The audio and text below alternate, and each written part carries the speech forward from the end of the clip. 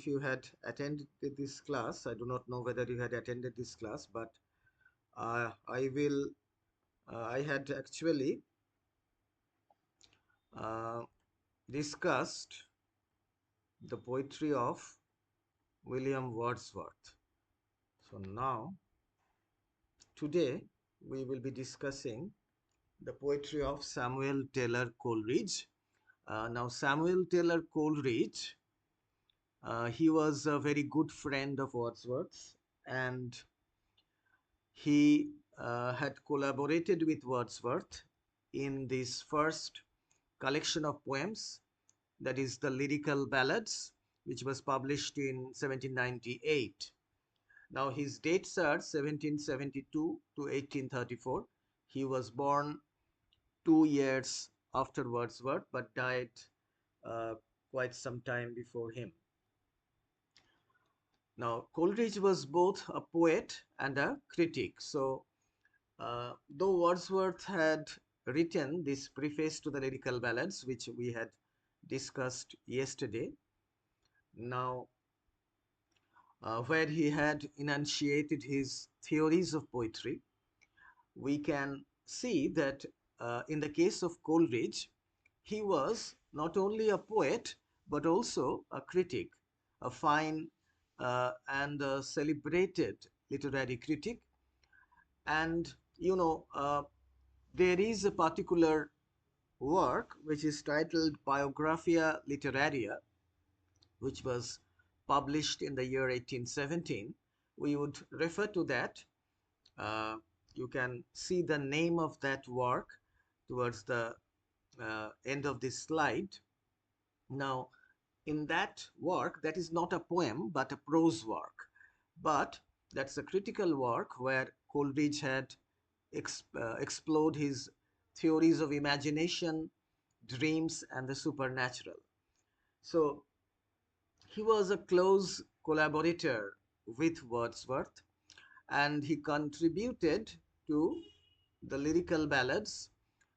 With this particular poem, actually he had written about 4 poems. He had contributed about 4 poems, and among these poems, one poem which stands out is the Rime of the Ancient Mariner. Ancient, of course, means old, and mariner is a sailor. So it is a tale of a cursed sailor.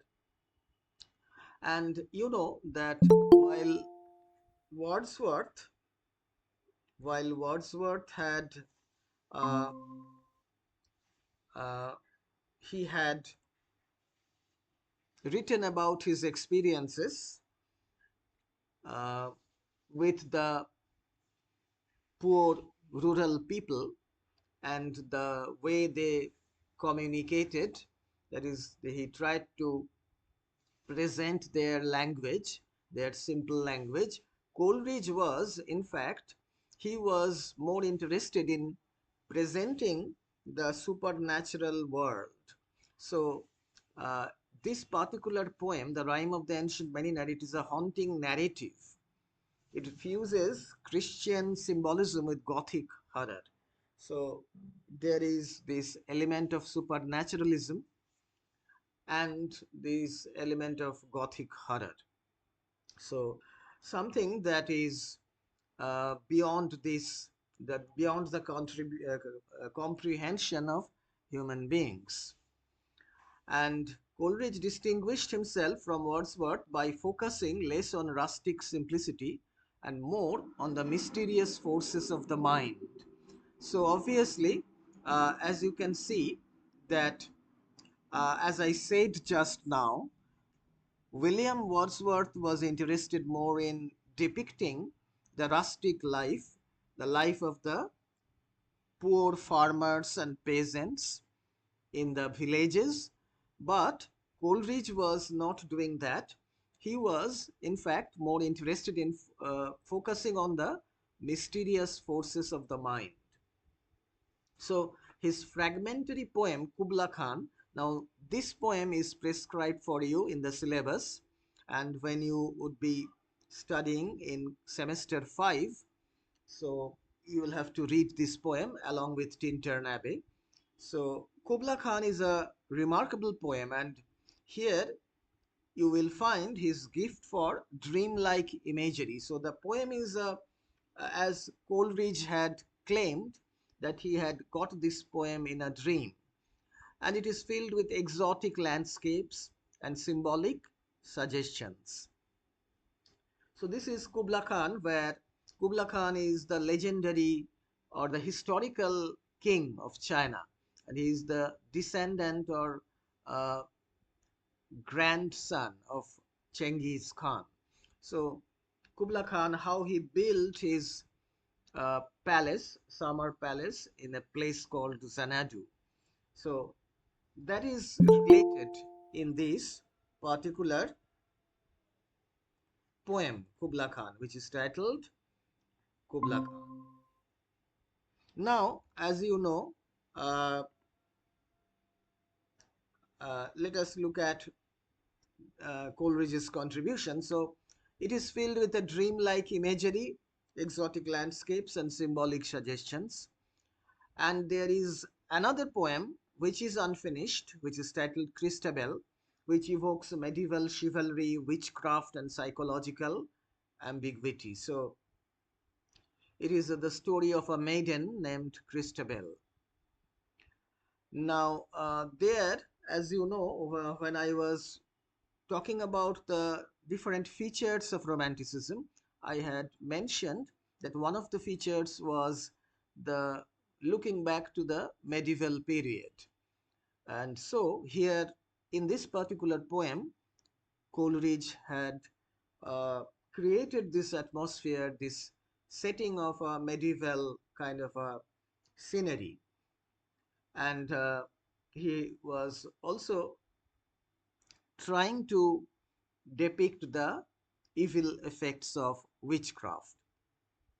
Now, the central concept in Coleridge's critical thought was the secondary imagination, which may be found in this book, Biographia Literaria.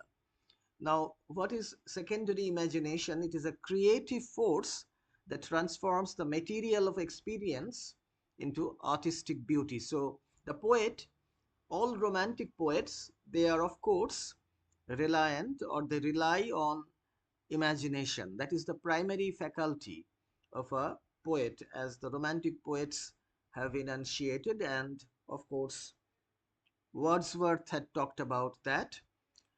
And as opposed to the neoclassical poets who did not give much importance to imagination, but they were more interested in depicting the power of reason.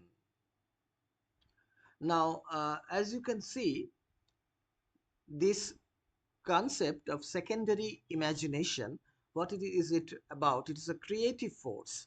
The poet has a creative force by which he can compose poems, and that would transform the material of experience, so whatever he experiences in the outside world with his five senses, then he converts that into artistic beauty. So this is the task of the poet. He would gather the experiences with the five senses, and then he would transform that into the uh, the poetic creation. So that is the thing that the poet is doing, and Coleridge actually was trying to show the importance of this secondary imagination.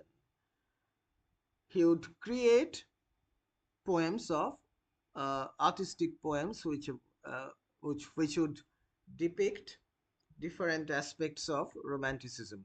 Now his prose work, Biographia Literaria, published in the year 1817, remains a cornerstone of romantic literary criticism. So this book, there you will find his again how he looks at poetry and what should be the role of imagination.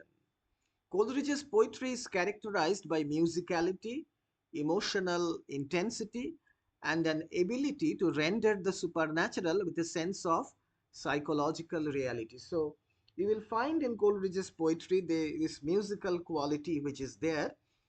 If you read Kubla Khan and also the rhyme of the ancient mariner, you will find this lilting music that is there, a kind of a rhythm, beautiful rhythm is there that Coleridge creates. And of course, the emotional intensity, the feelings, the overflow of powerful feelings, which Wordsworth had mentioned in the preface, and an ability to render the supernatural with a sense of psychological reality. So, obviously, the supernatural is something which is beyond the comprehension of ordinary folks. But those incidents, those supernatural incidents, are brought closer to the mundane world, to the reality, the real world, and they are brought closer to the readers by Coleridge. So the supernatural world is brought closer uh, through a psychological reality. So he creates an atmosphere which is very much, you know, suitable for portraying the supernatural world. And he was fascinated by states of trance, visionary insight, and the blood boundary between waking and dreaming. So Coleridge actually, he had this habit of taking opium, so which can be obtained from the poppy seeds. So he used to take opium to alleviate some kind of pain or disease which he had, and as a result of this he often went into a kind of a dreamlike state, or a kind of a half awake half asleep state, which was typical of Coleridge, a state of trance or a visionary insight, whereby he claimed, as he had claimed, that he had got this poem Kubla Khan through a dream. So the boundary between waking and dreaming, that is blurred. So uh, he passes into one state from another with ease. From one moment he is awake, and then he falls asleep, he starts to dream, and he uh, in a way gets a poem. So he is somewhat dissimilar from the other romantic poets. He is in a class of his own. Now, here we see that unlike Byron's bold defiance or Shelley's idealism, Coleridge was drawn to inward struggles of faith, guilt, and redemption. So, he has portrayed these themes or topics in his poems. The struggles of faith, guilt, and redemption in his poems, Christabel, and the rhyme of the ancient mariner, who feels this feeling, he has this feeling of guilt after he kills the albatross, which was looked upon as a bird of peace. But since he had killed it, he had committed a sin. So he was guilty of killing the bird. Now, thus, Coleridge was in fact engaged in all these, the depiction or the reworking or working of these themes in his poems. Now, although plagued by poor health and opium addiction, as I had told you, he often was ill. He produced some of the most original poetry and criticism of the age. So, Coleridge's poetry, if you read some of his poems, more famous poems, I've given a list of these poems. You will understand how how you can sort of understand the difference between Wordsworth's poetry and Coleridge's poetry. Now, his fusion of philosophy, mysticism, and emotional intensity helped shape Romanticism's focus on the imaginative and transcendent dimensions of experience. So, his philosophy of life, his attitude towards poetry writing, his mysticism, somewhat like Blake, William Blake. We had discussed William Blake's poetry in college. So you had seen how Blake was also a mystic. He had also, as he claimed, he had certain visions. So, like Blake, he was a mystic who was a mystic.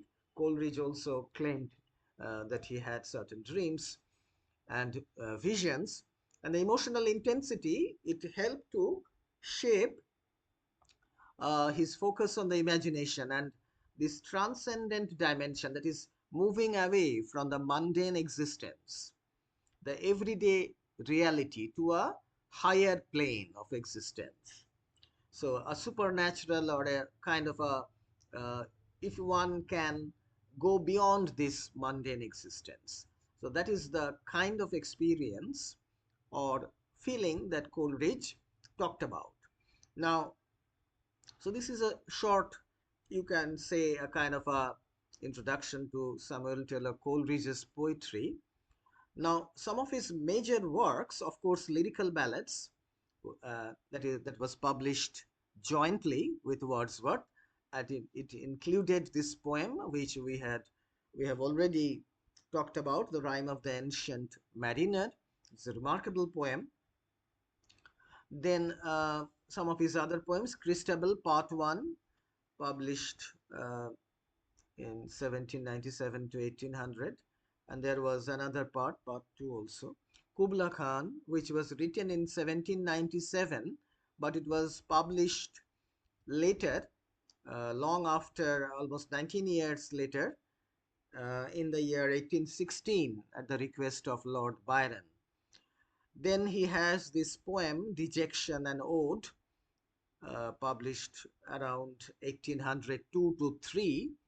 Here also you will find Coleridge's feelings of how he was. This is an ode, that is an address to dejection, or a feeling of melancholy. So an abstract quality. Now, Biographia Literaria, of course, this is not a, as I had told you, this is not a collection of poems, or not a poem, but a literary work, a critical work, in fact. It is a critical work where uh, Coleridge has sort of, you can say, enunciated his theory of poetry, and in this way he has sort of, like Wordsworth, enunciated his theory of poetry and his theory of the imagination, the primary imagination and the secondary imagination. Now, Samuel Taylor Coleridge's key works, The Rime of the Ancient Mariner, what it is about? It is a narrative poem which details a sailor's harrowing experiences after a voyage.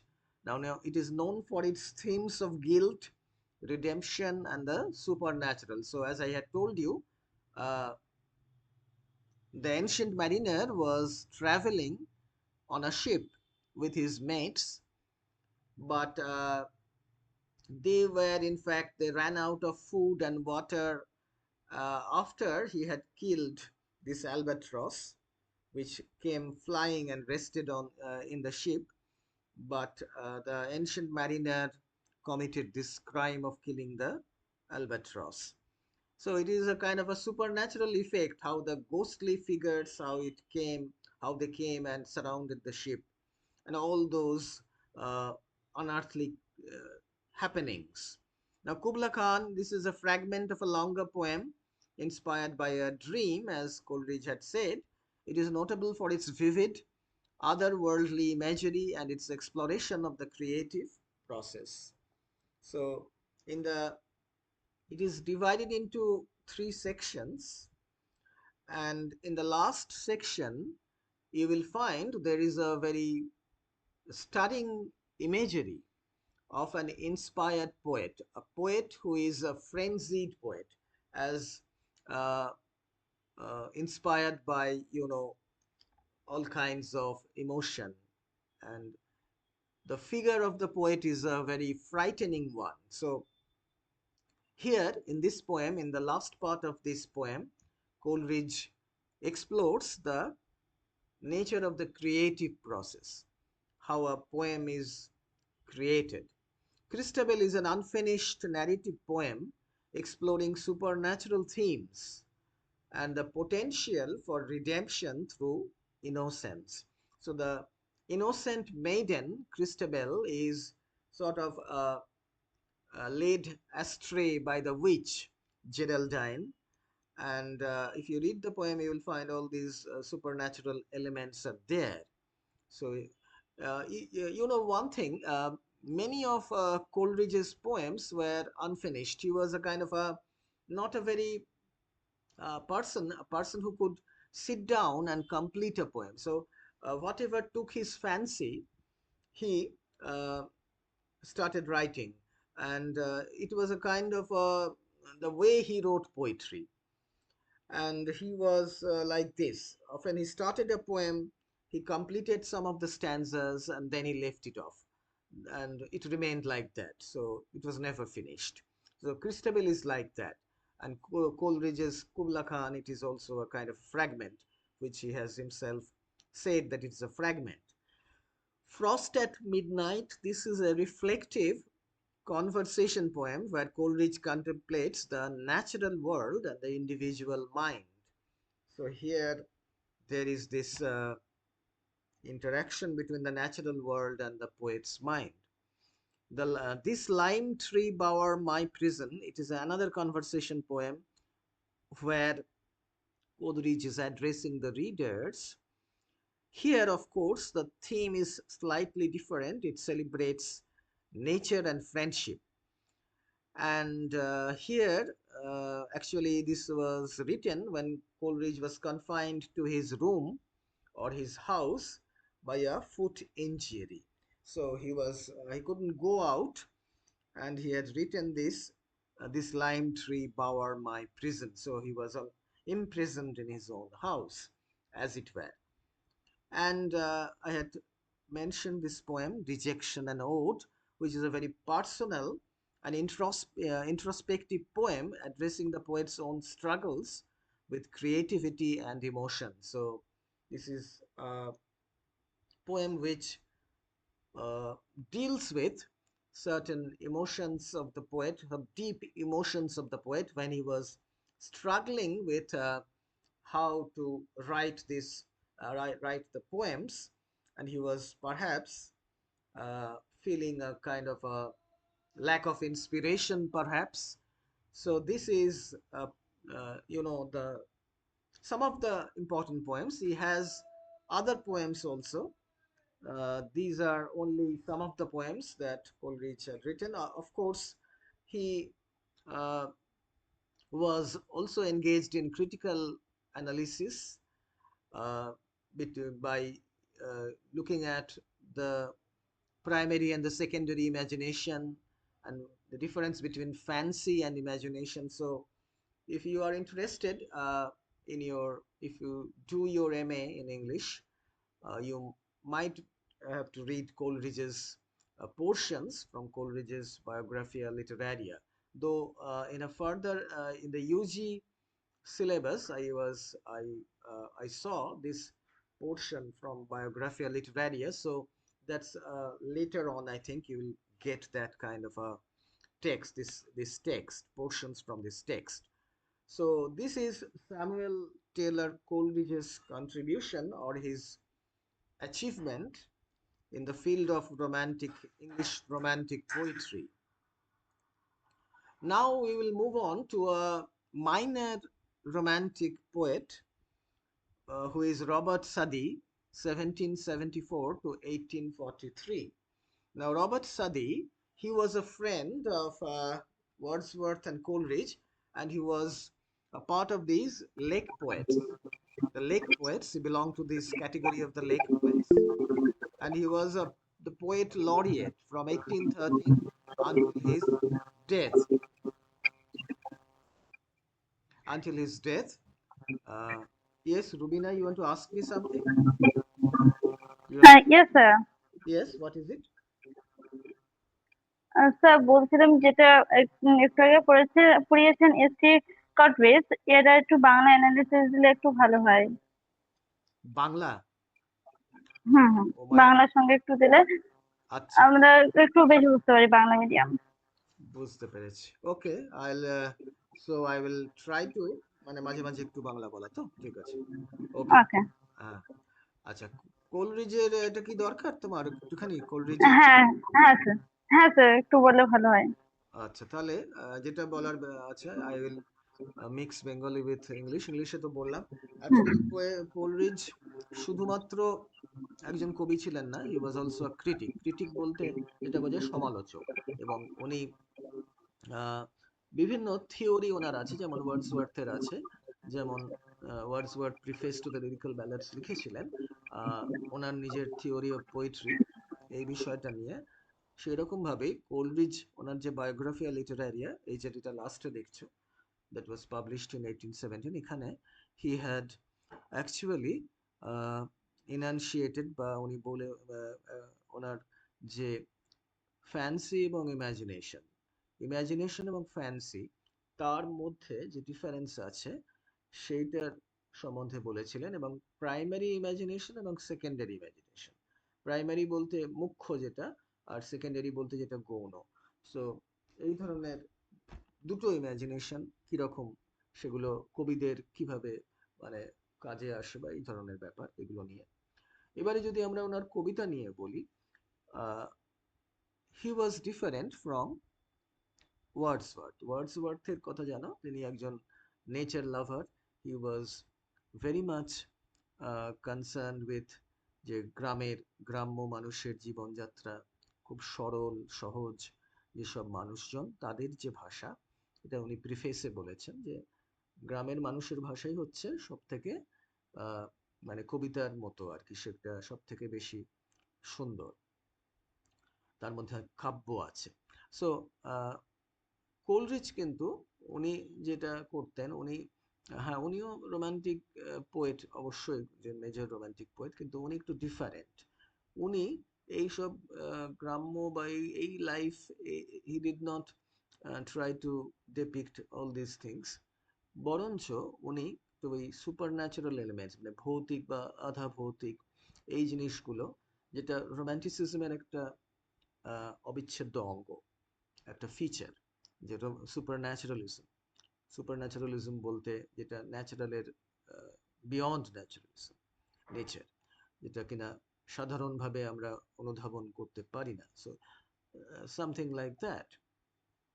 এবং এখানে দেখবে কোলরিজের যে কবিতাগুলো আছে, এর মধ্যে কিছু dream like quality, মানে একটা স্বপ্নের মধ্যে যেন উনি যেটা আমরা পরে, মানে এখানে যেটা বলা হয়েছে যে কোলরিজ অনেক সময়ই যেটা উনি করতেন, উনি ওপিয়াম নিতেন, যেটা ওই পপি সিডস বলে না, পোস্তর যে সিডগুলো, সেগুলো থেকে উৎপন্ন হয় ওই ওপিয়াম, একটা ওই ঠিক গাঁজা ঠিক নয়, কিন্তু মানে ওই ধরনের একটা জিনিস, মানে যেটা ওই আচ্ছন্ন করে রাখতো ওটাকে, মানে এ করে রাখে, মানে he was suffering from some kind of pain or disease, যেটা খেলে ওই পেনটা কমতো। এবারে উনি এটা নিয়মিতভাবে নিতেন, এবং যার ফলে ওনার যেটা হতো, often he passed on from waking to dreaming, এবং জেগে আছেন, তারপরে আবার ঘুমিয়ে পড়ছেন, আবার কিছু স্বপ্ন দেখছেন। সো কুবলা খান বলে যে কবিতাটা, that is he had claim, কবিতা নিজে বলেছিলেন যেটা আমি স্বপ্নে পেয়েছি। সো এই কবিতাটা আমাকে স্বপ্নে আমি পেয়েছি, এটা অনেক বড় কবিতা ছিল, কিন্তু যখন উনি জেগে উঠে ওটা লিখতে শুরু করলেন, উনি যেটা বলেছিলেন যে there was a person who came to see him, এবং তার সঙ্গে বেশ কিছুক্ষণ 1-1.5 ঘন্টা কথা বলার পরে উনি যখন আবার এসে বসলেন, he found to his dismay that he had forgotten the poem. মাত্র 54 লাইন উনি লিখেছিলেন। সো কুবলা খানকে উনি একটা ফ্র্যাগমেন্ট, একটা খণ্ড মাত্র কবিতার, আসল কবিতা যেটা ওনার মাথায় ছিল স্বপ্নের মধ্যে, that was only a fragment. এটা উনি বলেছিলেন যে একটা মাত্র খণ্ড আমি লিখতে পেরেছি, কিন্তু আসল কবিতাটা আরো অনেক বড়। সুতরাং কোলরিজ এটা দেখবে, এই যে গথিক হরার একটা মানে ভয়ঙ্কর একটা ভয়ের ব্যাপার। গথিক জিনিসটা কি সেটা একটু বলা ভালো। গথিক হচ্ছে ওই 17th সেঞ্চুরি, ওই সময় একটা গথিক নভেলের একটা চল হয়েছিল, সেখানে বেশ কিছু নভেলিস্টরা, তার মধ্যে হরেস ওয়ালপোল, অ্যান র্যাডক্লিফ বলে একজন ছিলেন, তারপরে ম্যাথিউ গ্রেগরি লিভিস বলে একজন ছিলেন, যাকে মঙ্ক লুইস বলা হতো। এটা তোমরা হিস্ট্রি অফ ইংলিশ লিটারেচারে তোমাদের যে কোনো বইতে ইউ উইল ফাইন্ড দিস। এই গথিক নভেলের এই সুপারন্যাচুরাল এলিমেন্টস বিভিন্ন মেডিভ্যাল এজে। তোমরা তো জানো, যেটা বলেছিলাম যে রোম্যান্টিসিজমের একটা ফিচার হচ্ছে যে কবিরা তারা আগেকার দিনের মানে মেডিভেল টাইমসে, মধ্যযুগীয় যে লাইফ ছিল, তখনকার যেসব নানা রকমের আহ, ওই যে মেডিভেল টাইমসের যে নাইট, তারপরে আরো নানা রকম অ্যারিস্টোক্রেসিক ব্যাপার ছিল, সেগুলো নিয়ে অনেক কবি, অ্যান্ড অ্যামাং দেম কোলরিজ, তার মধ্যে কিটসও ছিলেন, they were concern with these supernatural elements, horror. এর মধ্যে আবার ক্রিশ্চিয়ান সিম্বলিজম কিছু আছে, যেটা রাইম অফ দ্য এনশিয়েন্ট ম্যারিনারে আছে, যেখানে ওই বৃদ্ধ, মানে এনশিয়েন্ট ম্যারিনার বলতে বৃদ্ধ নাবিক একজন আর কি, সে উম, একটা জাহাজে করে যাচ্ছে, এবং how he committed this crime. একটা অ্যালবাট্রস হচ্ছে এক ধরনের সামুদ্রিক পাখি, সিগালের মতো। সেই পাখিটায় আসার পরে সেই পাখিটাকে, he killed that albatross and how he committed a sin, এটা একটা পাপ ছিল, এবং যার ফলে ফিলিং অফ গিল্ট, এই জিনিসগুলো নিয়ে কোলরিজ এখানে আহ, এগুলো নিয়ে উনি আর কি লিখেছেন। এবং ওনার কবিতার মধ্যে দিয়ে দেখবে there were references to this supernatural elements, this feelings of guilt, এবং এই নানা ধরনের বিষয়ভিত্তিক এই জিনিসগুলো রয়েছে। ড্রিম, স্বপ্নের ইমেজারির মধ্যে যেন পেয়েছেন। তারপরে উইচ ক্রাফটের ব্যাপারটা ক্রিস্টেবেল কবিতাতে, এটা অবশ্য কুবলা খানের মতো আনফিনিশড, এখানে আছে, যেখানে কিনা ক্রিস্টেবেল একজন একটি মেয়ে, সে তাকে কিভাবে জেরাল্ডিন বলে একজন উইচ আর কি, সে কিভাবে তাকে ইনফ্লুয়েন্স করছে, সেইগুলো, how she manages to escape, or মানে কিভাবে সে আহ, তারা কবলে পড়ে যাচ্ছে, এই সবগুলো নিয়ে, এই সুপার ন্যাচারাল এলিমেন্টের জন্যই কবিতা, এই কোলরিজের কবিতা কিন্তু ইম্পর্ট্যান্ট। এবং এইভাবে আমরা যদি দেখি দুই বন্ধুর মধ্যে, ওয়ার্ডসওয়ার্থ এবং কোলরিজ, এটা কিন্তু ডিফারেন্স এখানে আমরা পাবো। সো একদিকে তিনি কবি, একদিকে আবার ক্রিটিক, যেখানে কিনা সেকেন্ডারি ইমাজিনেশন, প্রাইমারি ইমাজিনেশন এগুলো নিয়ে কথা বলছেন। এবং তার সঙ্গে ওনার যে ক্রিয়েটিভ ফোর্স, কবিতা কিভাবে তৈরি হবে, সেটা কুবলা খানের লাস্ট স্ট্যান্জাতে আছে। এখানে একটা, there is a figure of a poet, একজন কবি, সে মানে অদ্ভুত, তার তাকে দেখলে একটা ভয়ের উদ্রেক হবে, তার চুল উস্কো খুস্কো, সে অদ্ভুত, তার চোখটা চোখের দৃষ্টি অদ্ভুত, এবং সে হচ্ছে ইন্সপায়ার্ড বাই ফ্রেঞ্জি, মানে সেই ফ্রেঞ্জি মানে হচ্ছে ম্যাডনেস। সো যেন সে পাগলের মতো একটা তার অবস্থা, এবং he is inspired by frenzy, মানে এখানে একটা থিওরি আছে, মানে poet is inspired, ancient Greek বা রোমান গ্রিক থিওরি, যে পোয়েট ইজ ইন্সপায়ার্ড বাই, যতক্ষণ না কোনো মিউজ মানে হচ্ছে যে nine sisters of fine arts, যেটা আহ, আগে ছিল গ্রিক মিথোলজিতে, তারা এক একটা আর্টকে আর কি স্পন্সর করেন, বা তারা সেগুলো দেবী আর কি, যেমন মিউজিক, পেইন্টিং, পোয়েট্রি, স্কাল্পচার, এই সবগুলো নানা ধরনের। তা সেরকমভাবে কবিতারও আছেন একজন, তা তিনি যদি ইন্সপায়ার করেন একজন কবিকে, তবেই তিনি কবিতা লিখতে পারবেন। সো দ্যাট ইন্সপিরেশন, সেই ফ্রেন্জিড একটা পাগলের মতো অবস্থা হলে তবেই কবিতা লেখা যাবে। সো কোলরিজের ওই কুবলা খান কবিতাটাতে লাস্ট স্ট্যান্ডাতে তোমাদের এটা আছে, ফিফথ সেমেস্টারে তোমরা যখন যাবে তখন তোমরা পড়বে, টিনটা ন্যাবেও আছে, এগুলো আমি এই দুটো কবিতাই পড়াই। যাই হোক, তা তখন বা এখনো পড়ে নিতে পারো। কুবলা খান কবিতাটা অদ্ভুত একটা কবিতা। So in the last stanza of that poem there is this picture of this frenzied poet, সেখানে অদ্ভুত একটা কবি, যাকে দেখে মানুষ ভয়ে সরে যাচ্ছে, বিওয়্যার বিওয়্যার, মানে বলছে তারা, সাবধান, ওর থেকে সাবধান, এরকম। সো এই জিনিসগুলো নিয়েই কোলরিজের কবিতা, কোলরিজের পোয়েট্রি ইজ ক্যারেক্টারাইজ বাই মিউজিক্যালিটি, সুন্দর একটা ছন্দ, সুন্দর একটা মানে মিউজিকের রয়েছে। ইমোশনাল ইন্টেন্সিটি, এটা তো বুঝতে পারছো, একটা সবসময় রোমান্টিক পোয়েট্রি একটা feelings, it is an outpouring of personal feelings, নিজের ভেতরের যে ফিলিংসগুলো সেগুলো বেরিয়ে আসছে। And ability to render the supernatural with the sense of psychological reality. So obviously এখানে কি এই সুপার ন্যাচারাল এলিমেন্ট যেগুলো আধা ভৌতিক আধা নানা রকম, মানে যেগুলো ঠিক আমাদের বোধগম্য হয় না মানুষের, তার বাইরে ভৌতিক কিছু জিনিস যেগুলোকে এক্সপ্লেন করা যাচ্ছে না রিজন দিয়ে, সেগুলোকেই আমরা সুপার ন্যাচারাল বলি, হুইচ ইজ বিয়ন্ড ন্যাচারাল। সেটাকে একটা সাইকোলজিক্যাল রিয়েলিটি, এটা মনস্তাত্ত্বিকভাবে এটা কেমনভাবে রিয়ালিজমের মোড়কে প্রেজেন্ট করছেন উনি, এটাকে মনে হচ্ছে যেন সত্যি সত্যি সেই জিনিসটা চোখের সামনে আছে। সুতরাং কোলরিজের এখানে হচ্ছে বায়রন বা শেলির মতো নয়, উনি হচ্ছেন was drawn to the inward struggles of faith, guilt and redemption. Redemption মানে হচ্ছে মুক্তি, কি করে একটা ক্রিশ্চিয়ান কনসেপ্ট একটা, যে জিসাস ক্রাইস্ট কিভাবে মুক্তি দিয়েছিলেন আর কি, by sacrificing himself on the cross for the sin that was committed by Adam and Eve, the first man and the first woman. আচ্ছা, এইবারে সুতরাং ফেথ বিশ্বাস এবং গিল্ট, গিল্ট হচ্ছে একটা ফিলিং অফ যে আমি একটা কোনো খারাপ কাজ করেছি বা কি, সে তার একটা অনুতাপ, এবং রিডেমশন, আলটিমেটলি কি করে রিডেমশন হচ্ছে।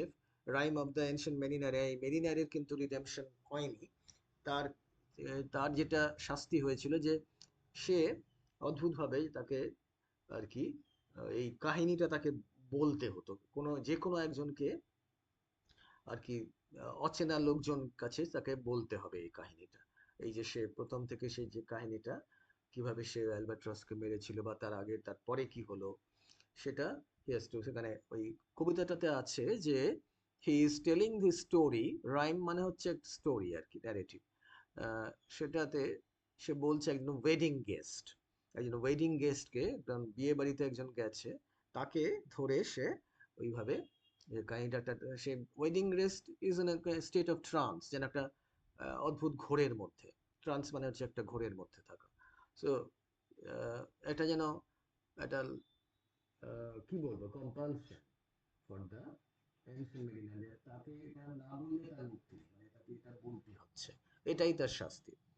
সুতরাং এই যে কোলরিজের কবিতা, এখানে তাকে একজন অরিজিনাল মানে পোয়েট ধরা হয় এবং ক্রিটিক হিসেবেও ধরা হয়, এবং এই ফিলোসফি তার মধ্যে রয়েছে, মিস্টিসিজম রয়েছে। মিস্টিসিজম মানে তো সেই একটা মিস্টিক্যাল বা ভিশনারি, যে কোনো কিছু যেন সে দেখতে পাচ্ছে চোখের সামনে, এবং ইমোশনাল ইন্টেন্সিটি, এই জিনিসগুলো সবই আছে। So imaginative and transcendent dimensions of experience. So একদিকে একাধারে ইমাজিনেশন, আর একদিকে ট্রান্সেন্ডেন্ট, মানে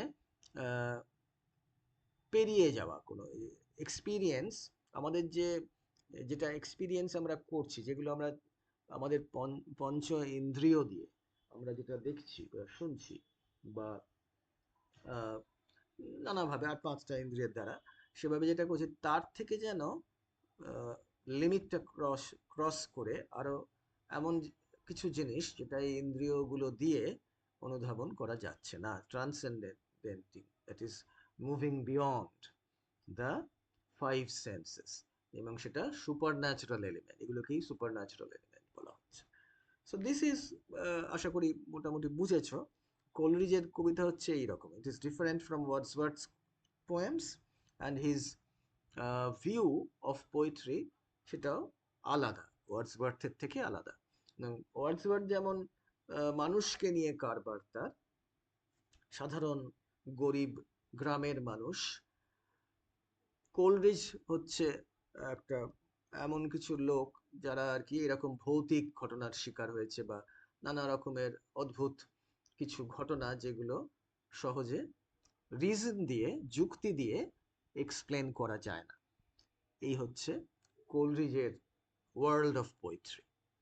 এবং আমরা এখানে কিছু কিছু কবিতা আমরা তো দেখলাম, রাইম অফ দ্য এনশিয়েন্ট মেরিনারে কি করে যে ভয়ঙ্কর একটা এক্সপিরিয়েন্স, হ্যারোয়িং এক্সপিরিয়েন্স, যে ভয়ে যে যখন সি ভয়েজে গেছিল সমুদ্র যাত্রা করার পরে, সেই after killing of the Albatross, what happen to him, এই যে গিল্ট, অনুতাপ, রিডেমশন তার কি করে হবে, এবং সুপার ন্যাচারাল। কুবলা খানের মধ্যে সেই ড্রিম কোয়ালিটিটা রয়েছে, স্বপ্নের মধ্যে যেন কবিতাটা সেটা পেয়েছেন তিনি। একটা আদার ওয়ার্ল্ড ইমেজারি, মানে এই জাগতিক, এই জগতের যেন কিছু নয়, এটা যেন আরো অন্য কোনো জগৎ, এটা সুপার ন্যাচারাল একটা জগৎ। এবং ক্রিয়েটিভ প্রসেস যেটা বললাম লাস্টে রয়েছে। ক্রিস্টাবেলের ওখানেও একটা আনফিনিশড, এখানে সুপার ন্যাচারাল থিমগুলোকে উনি চেষ্টা করেছেন প্রেজেন্ট করার। এবং কি করে Christabel, who is an innocent maiden, সে কিভাবে এই জেরাল্ডিন বলে যে যে উইচ, যে একটা মানে ডাইনি আর কি, উইচ, তার কবলে সে পড়েছে, এবং কিভাবে সে পাবে, রিডেমশন ভাবে পাবে আর কি। ফ্রস্ট এট মিডনাইট, এটা রিফ্লেকটিভ, মানে চিন্তা ভাবনা আমার একটা ব্যাপার। এখানে কোলরিজ নিজের নিজের মাইন্ড, ইন্ডিভিজুয়াল মাইন্ডের সঙ্গে ন্যাচারাল ওয়ার্ল্ড, সেটার একটা সামঞ্জস্য খুঁজছেন। দিস লাইমড রিবাওয়ার মাই প্রিজন, এখানে কোলরিজ নেচার এবং ফ্রেন্ডশিপ, এই দুটো জিনিসের মধ্যে একটা মানে সেটাকে প্রেজেন্ট করেছেন। এবং প্রিজন কেন বলছে, যেহেতু কোলরিজ তখন পায়ের ইনজিউরির জন্য he could not go out, বাইরে যেতে পারছেন না। একটা প্রিজন মানে বাড়িতে বা ঘরে যেন কনফাইন্ড হয়ে গেছে, একটা জেলখানার মতো। লাস্টে দেখো কবিতাটা ডিজেকশন অ্যান্ড নোট, এখানে personal and introspective poem addressing the poet's own struggles with creativity and emotion. So creativity কিভাবে কবিতা লেখা, লেখার যে ইন্সপিরেশন, যে ইমোশন, সুতরাং ইন্ট্রোস্পেক্টিভ, ভেতর থেকে আসছে জিনিসটা। এবং ডিজেকশন মানে তো বুঝতে পারছি, একটা ফিলিং অফ মেলানকলি, একটা দুঃখ, মানে একটা যেন বিষাদপূর্ণ একটা ব্যাপার কোনো কিছু। ডিজেকশন, ডিজেকশন মানে হচ্ছে ওই বিষাদগ্রস্ত অবস্থায় কবি রয়েছে, তার থেকে যে কবিতাটা তিনি লিখেছেন, তার মানসিক যে অবস্থা সেই সময়, সেটা এক্সপ্লেন করার জন্য। সো আমি মোটামুটি এই এটা বাংলাতে তোমাদের বললাম। আহ, রবার্ট সাদিটা পরের দিনই করাবো, কেননা আজকে আর সেটা করাচ্ছি না। সো আইল স্টপ শেয়ারিং দ্য আর কি। ওকে, আশা করি বুঝতে পেরেছো তোমরা।